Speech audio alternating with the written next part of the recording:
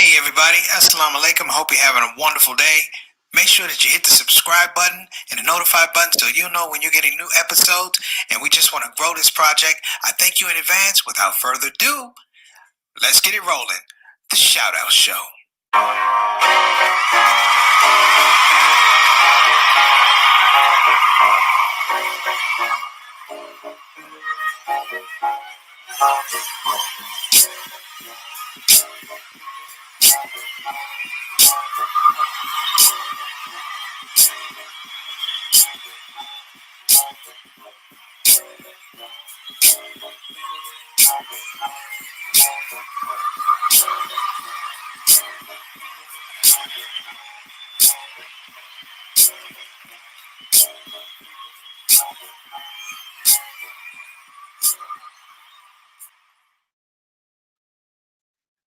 Assalamu alaikum warahmatullahi wabarakatuh, everybody. I'm Preacher Moss, host of the SOS. I hope you're having a tremendous day.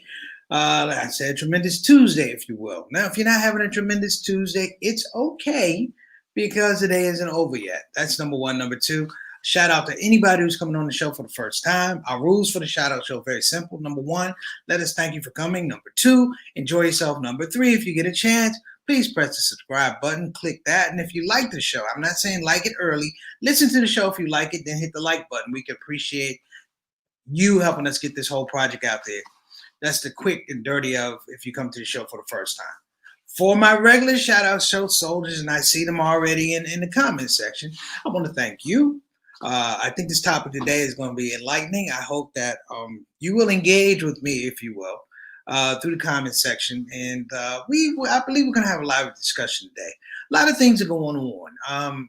I talked about James Baldwin yesterday, The Fire Next Time, and one thing he mentioned in The Fire Next Time, if you get to read the book, is this idea of plausibility. It's this idea of plausibility. A lot of things that happen to minorities is in the realm of plausibility, meaning that, when something happens to us, it's not that it has to be justified for us, but it has to be plausible for the powers that be that this can happen, number one, and plausible that it's not illegal. B, there is some precedent, if you will. C, there is a decision to be made. And D, 9 times out of 10, it doesn't involve you. So for all my ShOUT Show family, my ShOUT Show soldiers, I appreciate you coming. Sorry about the sunlight and things like that. We're going to upgrade on the show, inshallah. We have some great things coming up. And again, I want to thank people for coming on the show. Let me give my ShOUT soldiers, my family, some shout outs. This is Craft Services. This is the sister that makes sure that I'm eating well on ShOUT Show. Sister Sultana, our consulting producer, and Sister Rabina. Sister Rabina, I'm going to have to hire you as a writer, a researcher, because you come up with some pretty good stuff. She's come up with a lot of things. She sent me something about the Tuskegee syphilis experiment. And, I've talked about that on the show numerous times. But it was that whole idea that 40 years later, we don't know what the findings are. We don't know why this experiment consistently kept going, if you will. There was an apology issued during the Clinton years, but we don't know why it kept going. And that brings me to my subject today. I have named it appropriately, the Supreme Court Minstrel Show. Now, some people might take offense to me calling it a minstrel show, but I'm going to call it a minstrel show because historically it fits the paradigm of a minstrel show. This is white people in whiteface. That's the only thing that's different. White people in whiteface who are pretending to the masses that I care about you, that I am, in the words of James Baldwin, I am your countryman, and you're not my countryman. When you watch the Supreme Court Minstrel Show and the woman who's being, she was going to be confirmed. Let's just talk about that first of all. I call it a minstrel show because why are you putting us through this pomp and circumstance? This is going to happen whether you want it to or not. If you're a liberal or Democrat, this is going to happen. If you're a Republican, you know what's going to happen. The show is to make it seem like this is a fair process. But a fair process for who? We're in the midst of an election, brothers and sisters. Biden, Trump, all kinds of state elections, gubernatorial elections, senator elections, congressman elections, local and state government. But you know who we don't vote on? Our Supreme Court judges. It is the equivalent, brothers and sisters, of watching in a legal and judicial way, like the slave auctions, watching your family be sold off this way, and you can't fight it because this system is there that allows them to do it. Now, in a normal minstrel show, just so you guys get a little perspective. See, in a normal minstrel show, it was black people with blackface, all corked up, and they put on caricatures that demean them. But in this minstrel show, they put on caricatures that demean you, that subtly and not so subtly remind you that you have no power in the process other than watch it.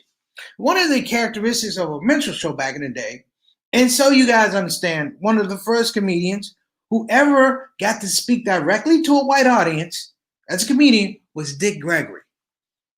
And the comedian Nipsey Russell, God bless his soul, told me what a revelation that was when they watched Dick Gregory talk directly to a white audience. And I said, why, Mr. Nipsey Russell? He said, because for years on the chitlin circuit, what it was when you would entertain white folks and they would sit in the audience and watch you, and you would not talk to the audience, you would talk to another black person. And they would listen to you have conversations about your culture. They would listen to you converse in your dialect, the jive, the slang. And it was like being part of an experiment, if you will. It was observation. It wasn't comedy. It was observation. And from that observation, they pulled that maybe you weren't so smart. They pulled that maybe you were lazy, even though it was comedy.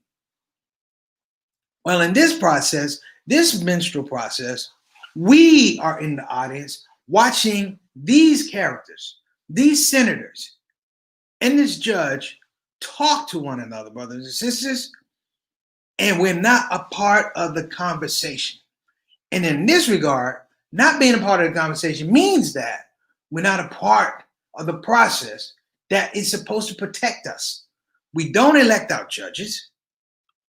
We leave it to people who we've elected to elect our judges, and we don't know their intent. Senators, we don't know their intent. We don't know your influences.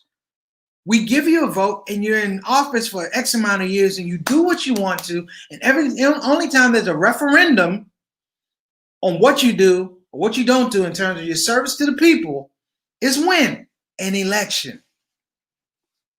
I told everybody about this years, not too long ago. I talked about Biden and Trump. People talk about how bad Biden is, how Trump is, blah, blah, blah. I said, do this. Because to me, they're old white men, do the math. And when I say old white men, it means that you grew up in a time where black people couldn't vote.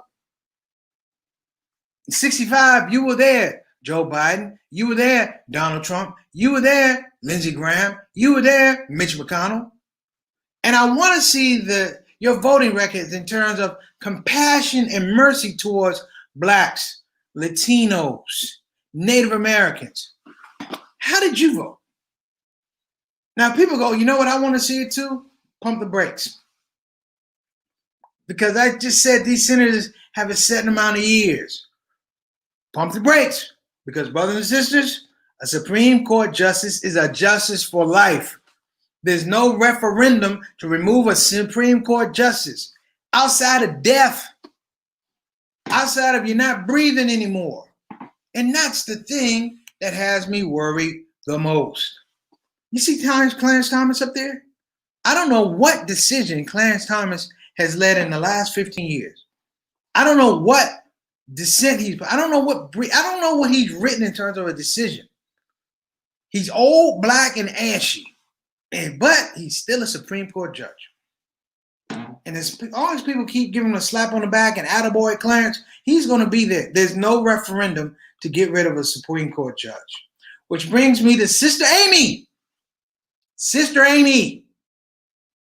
See, the first day of Sister Amy's confirmation, Sister Amy came and she brought all of her children.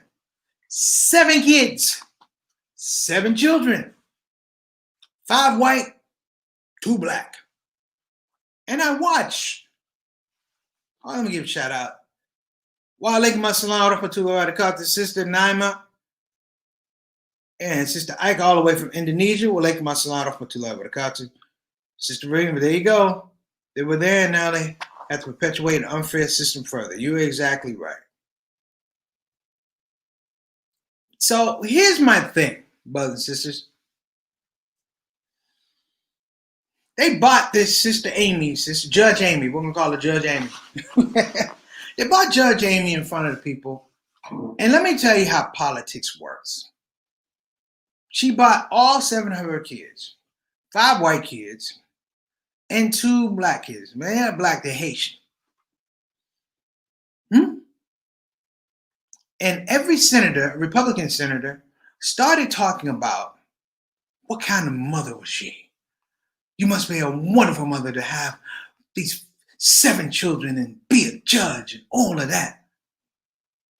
Boo! I seen a black woman with no man, no husband, handle 10 children. It wasn't my mom, but I'm telling you, I saw it. And they talked about how she was a great mother and how she had to juggle everything. Now you take a black mom, a Latina mom with 10 kids with no man, something's wrong with her. But in this case, she was all the rage.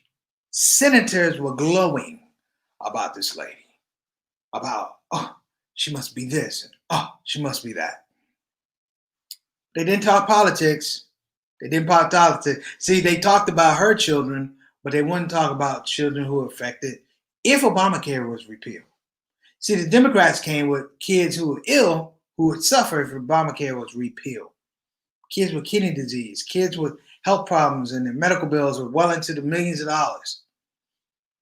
But the balance was, interestingly enough, they bought this woman who had 5 kids, natural birth, adoption 2 kids, because they wanted to push this whole thing. When they started talking about abortion, they wanted to make sure people knew that this lady believed in having her children. It's strategy. I'm not worried about that. It's fair game. But the thing that comes, I want to say the thing that's problematic, if you will, if you now have a precedent of men, white men, did I say white men? I mean white men who are doing white things, who are doing white justice. You know, a couple shows back, I think it was during the summer, with the George Floyd thing, and they were talking about defund the police. And I did 2 shows that said, you know what? Rewrite the damn Constitution. 2 shows. And I talked about constitutional law. You see, because constitutional law rules everything. See, while we sit up here and we talk about Trump and all of that, and I've said it before, maybe I'm reminding myself, but it's saying almost over 200 judges have been put into place. 200 conservative judges have been put in place under this president. None of them are black, none of them Latino, which automatically means none of them are Native American, which means that your interests, brothers and sisters, your interests are not being taken seriously.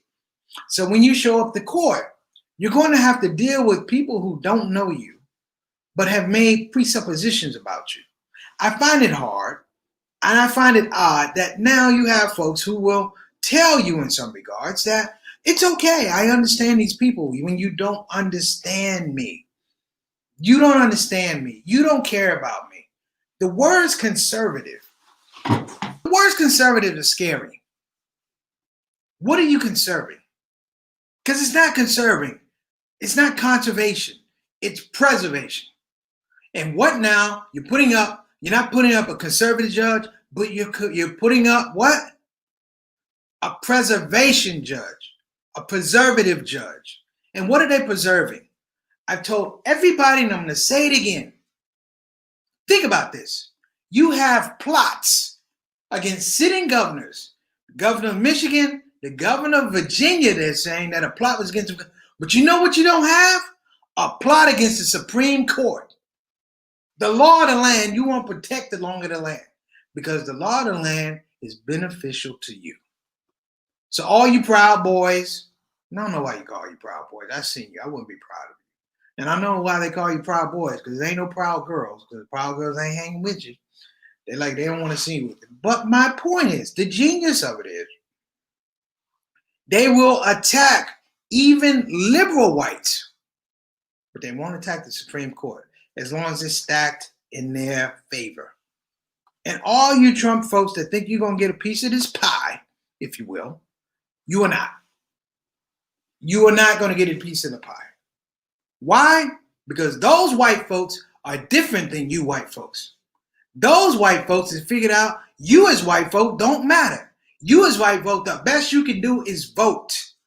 The power of the Senate and the House to make laws is something where you're not welcome. Your education won't allow you to come. Your economy won't allow you to come. Your knowledge base won't allow you to come. Your historical etymology won't allow you to come. You're not invited.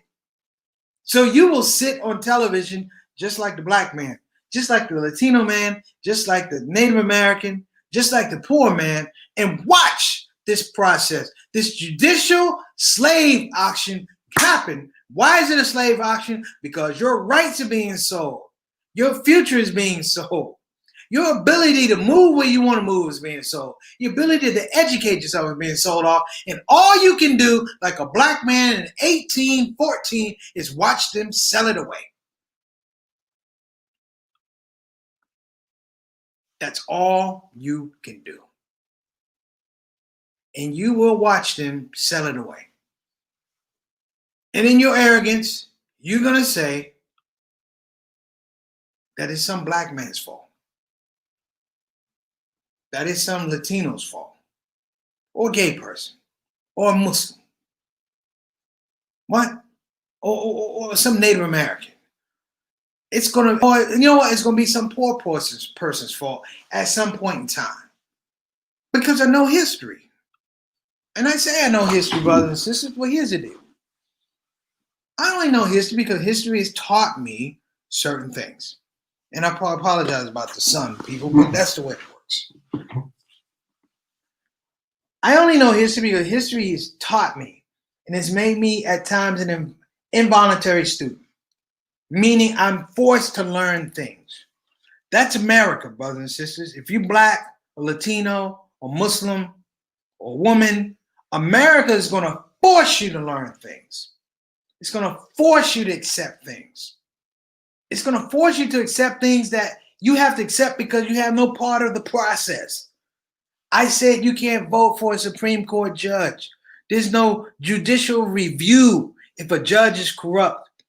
There was a movie years ago, Denzel Washington and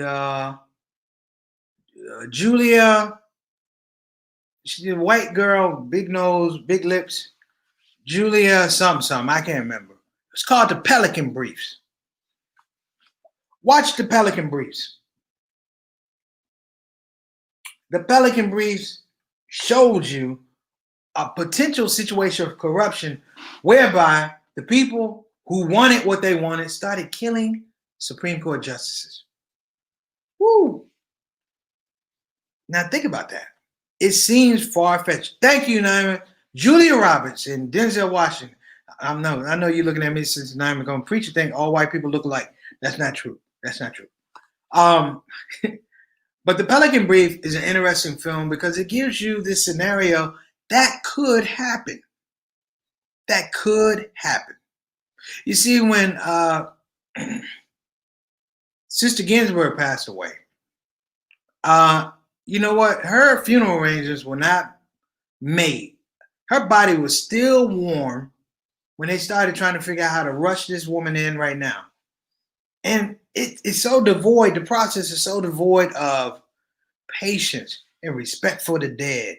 But it tells you how people are thinking. You say, Sister Rabina? There you go. Just read on top of it.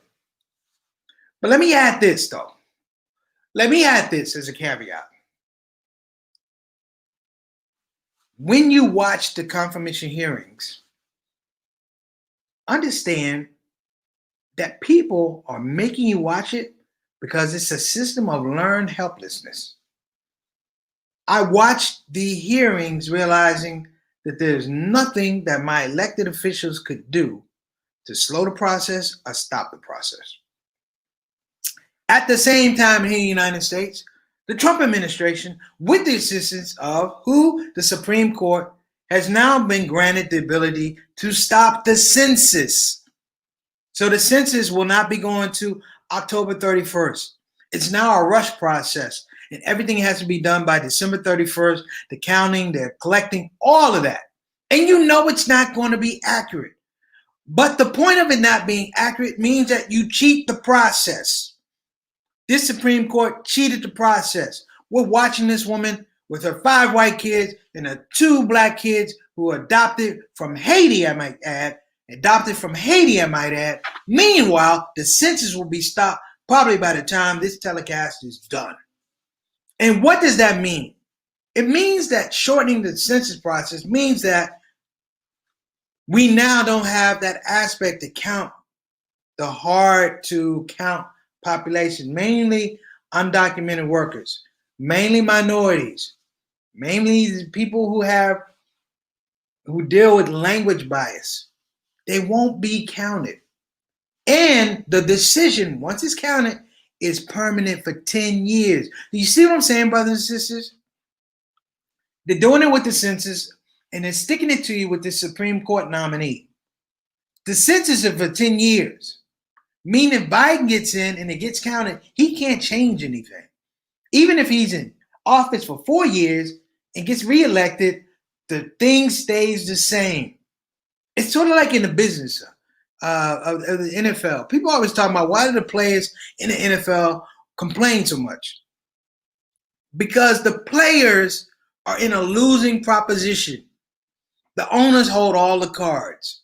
When I say they hold all the cards, the players don't have any negotiation in the TV money. So a contract for TV negotiation rights goes on billions and billions of dollars. You're the player that plays the game, but you have no process. You have no say in that money.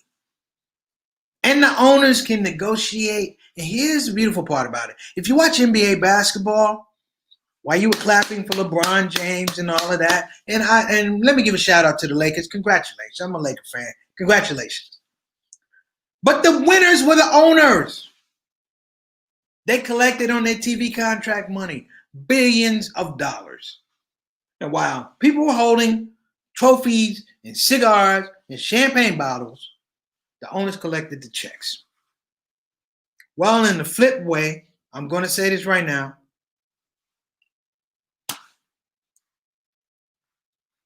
White supremacy is one level of it. White law is a level of it way above white supremacy. White supremacy is checkers. White law is chess. Let me say it again. White supremacy is checkers. White law is chess. And I'm going to tell everybody that's watching today, damn it, you better learn how to start playing chess. You see, there'll be no protest once this lady is confirmed. You hear what I'm saying? And if you want to protest, it doesn't matter because it doesn't change the process. That's white law. Constitutional law is white law. And black folk, going back to 65, going back to Thurgood Marshall, we haven't had a taste or any type of interaction with white law for a long time. So here's the thing, brothers and sisters. We have to rethink a lot of the stuff that we're saying. And I'm going to give a shout out to Sister Diamond. 2020 has been a trip. Election since COVID. Yeah.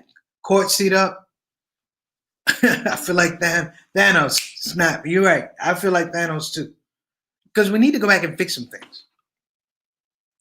But here's where I'm going to differ.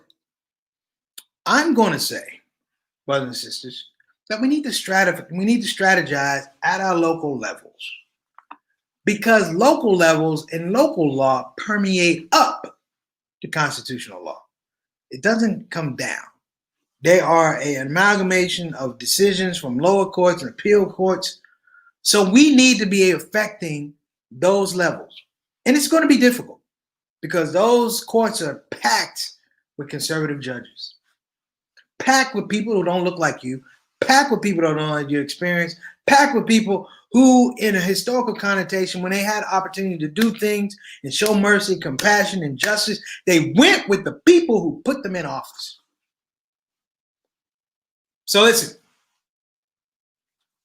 I'm asking everybody to begin to rethink this process. When I say rethink this process, talk to your children. Talk to your children. When's the last time you heard a rap record talking about constitutional law? Or law, period.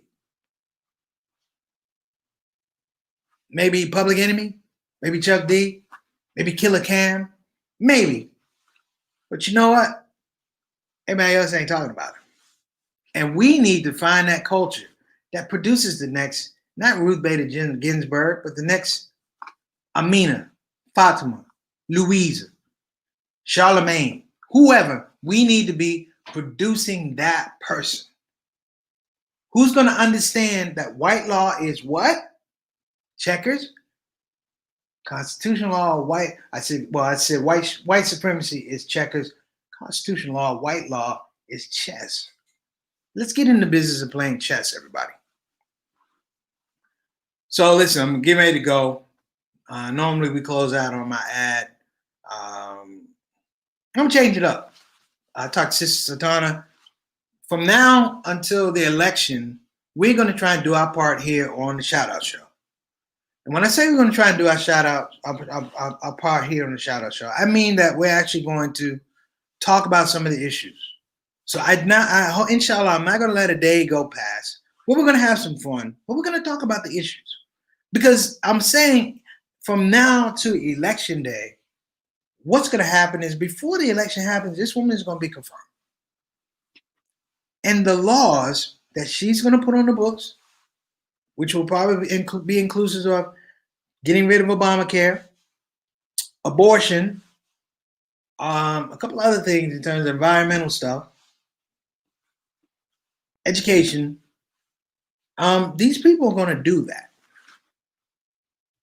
Well, my mother says, vote at the level where you can make a difference. That's right.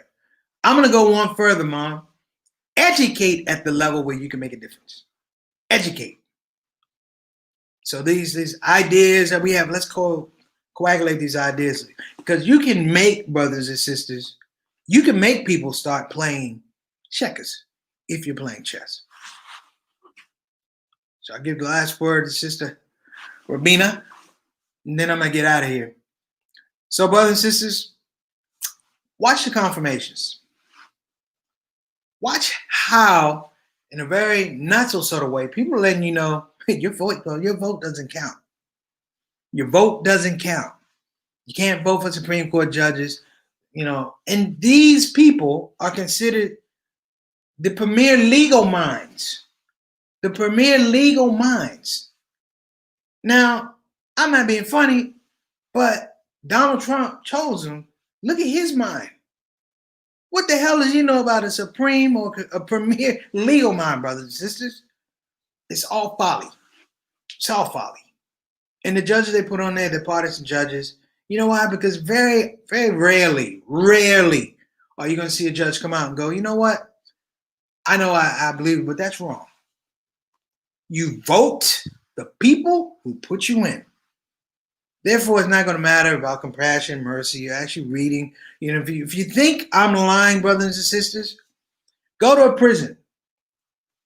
Find out how many brothers are there for the 3 strikes rule, mandatory sentencing, whereby the crime was minor, but because it was the third offense, a judge goes, I gotta give you this 25 years.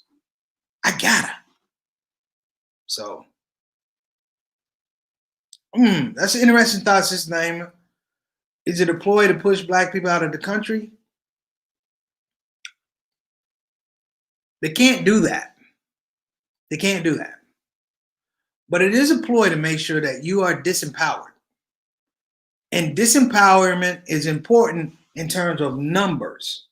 Hear what I'm saying? In terms of numbers. When I say numbers, it means that if you know the census, think about this.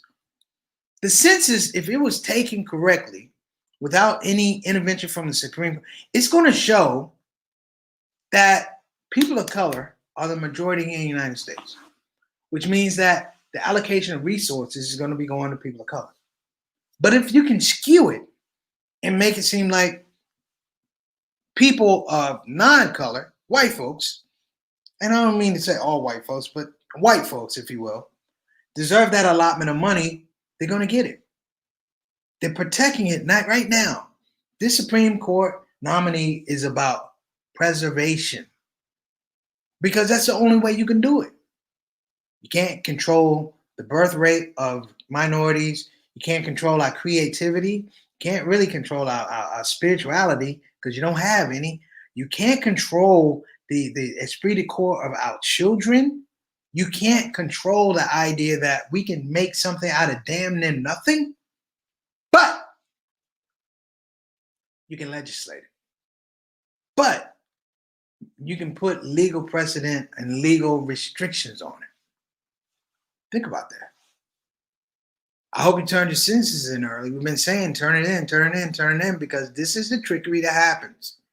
The Supreme Court, who we never hear from, all of a sudden upholds Donald Trump's administration's request to stop the census. And they're going to stop it 20 days early. It's supposed to go to the 31st, brothers and sisters. That's 18 days early. 18 days of not collecting the census. If they stop today, that 18 days is going to have an effect of 10 years. And I'm thinking about this because I'm thinking about it. So I'm going to bounce. I normally close out with my thing, but I'm feeling good today. So I'm going to share my thoughts with you, my art with you, and tell everybody, please, in this election, don't just vote the top of the ticket. Vote down ballot.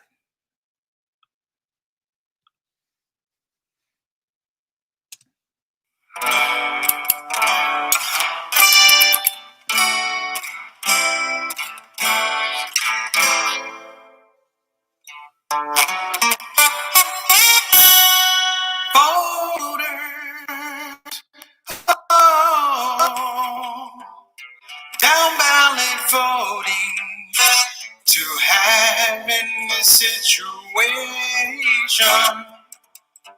The truths in our choices, the present be old and Caucasian.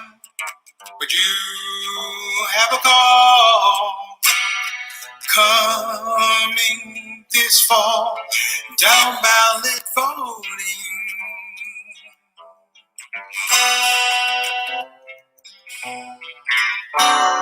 For whom the bell toll, it's time to take your butt to the polls. And don't you dare waste time. If you're saying this message just fine, and wear your mask, be safe, complete the task, down ballot voting.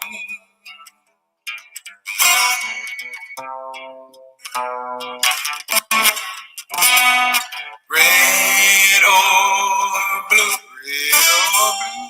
Muslim or Jew, or white man, there are two. So what you gonna do? Yeah. Red or blue, Muslim or Jew, or white man, there are two. What you gonna do?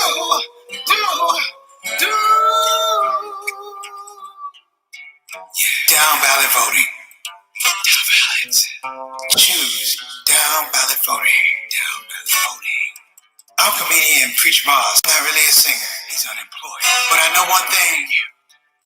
Brought to you by two black men that should be working, but we're out of work because of COVID.